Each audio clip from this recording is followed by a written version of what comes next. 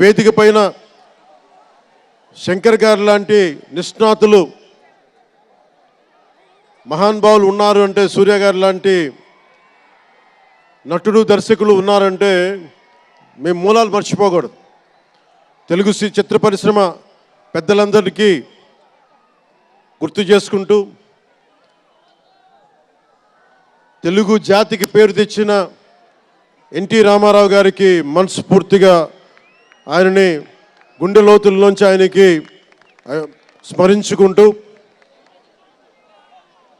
అలాగే పవన్ కళ్యాణ్ ఉన్నా, రామ్ చరణ్ ఉన్నా, ఏ హీరోలు ఉన్నా కానీ దానికి మూలం మెగాస్టార్ చిరంజీవి గారు.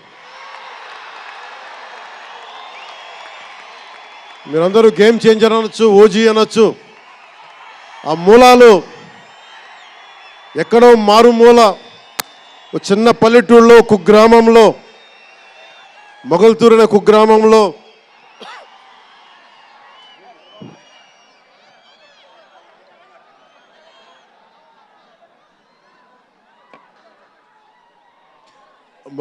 కుగ్రామంలో చదువుతూ విఆర్ఎస్ఎన్ వైఆర్ఎన్ కాలేజ్ నర్సాపూర్లో చదువుకుంటూ